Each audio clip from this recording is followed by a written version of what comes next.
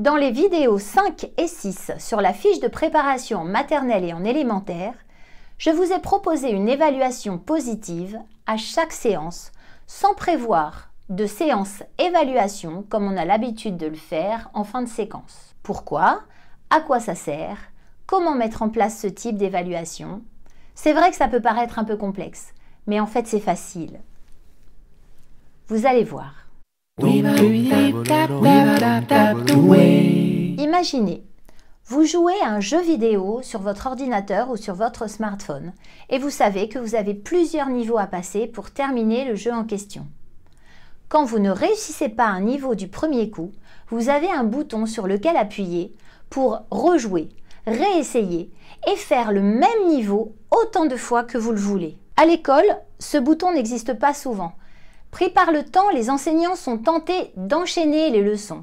Et comme le contrôle arrive en fin de séquence en général, quand il n'est pas réussi, on passe à une autre séquence. Et il est très rare qu'on le redonne de nouveau, à l'identique, aux élèves pour qu'ils puissent le réussir. Revenons au jeu vidéo. Vous venez de réussir le niveau du jeu qui était difficile pour vous au bout de X tentatives. Eh bien, c'est le résultat que vous venez d'obtenir qui est conservé. À l'école, quand plusieurs contrôles sont donnés pour une même matière, une même notion ou une même compétence, c'est une moyenne qui est calculée. Il n'est pas tenu compte de l'amélioration, puisque les erreurs passées influent sur le résultat présent. L'évaluation positive mesure les progrès, si petits soient-ils, sans faire de moyenne, en regardant le chemin parcouru, en gardant les dernières réussites en date et en se servant de l'erreur pour avancer en se fixant des objectifs. Tout se base sur l'observation et sur l'écoute à tout moment de la journée. On ne passe plus son temps à évaluer au lieu d'enseigner.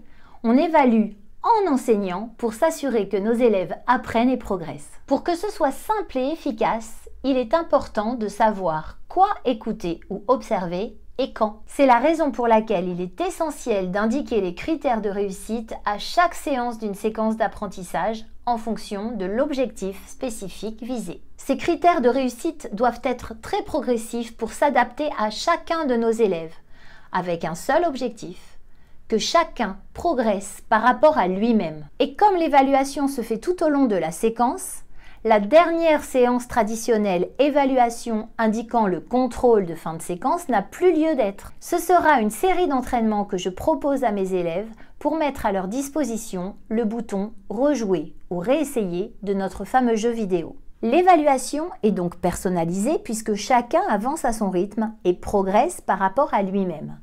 Cela ne veut pas dire que l'évaluation est individuelle. Je peux observer les attitudes, l'investissement, les productions. Je peux écouter les propositions, les échanges, les lectures à voix haute par exemple. Il est simplement nécessaire, une fois que les critères de réussite sont clairs, de garder en mémoire les traces de réussite que j'ai pointées. Voici quelques exemples de traces à recueillir pour attester des progrès faits. Une production sur feuille par exemple, un exercice, un schéma, un dessin, une production libre, une photo de maquette, d'attitude, d'expérience, de manipulation, la photocopie d'un travail fait avec des lettres mobiles, sur ardoise, en pâte à modeler, un enregistrement audio ou vidéo ou tout simplement une attestation de ce que vous avez constaté.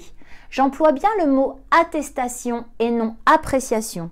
Une attestation est quelque chose d'objectif. Pour les photos, les enregistrements audio et vidéo, j'utilise mon smartphone qui est toujours dans ma poche. Ensuite, il est important de recueillir ces traces de façon à constater les progrès et à les voir en un seul coup d'œil. Ainsi, plutôt que de les organiser de façon chronologique comme dans un cahier du jour, un cahier de contrôle ou un cahier de vie, il est préférable de les organiser de façon chronologique par compétence. Ainsi, toutes les productions relatives à un même attendu de fin de cycle se retrouveront les unes en dessous des autres. Pour résumer, l'évaluation positive se fait en observant et en écoutant sur la base de critères de réussite progressifs. Des traces sont recueillies dans un support organisé par attendu de fin de cycle.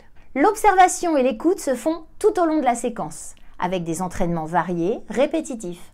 Ainsi, chaque élève pourra se familiariser avec un environnement, des outils, une technique, une notion, en ayant la possibilité de recommencer autant de fois que nécessaire. et en se servant de l'erreur pour apprendre, comprendre, sans en tenir compte dans une moyenne. Pour aller plus loin, vous pouvez vous aider du livre paru chez Retz, l'évaluation positive en maternelle, qui s'adapte à toutes les classes puisque tous les outils et toutes les pratiques peuvent être transférés. Si ça a été utile pour vous, pensez aux autres. Vous pouvez aimer, commenter, partager, poser vos questions dans les commentaires. Alors, à très vite pour la suite.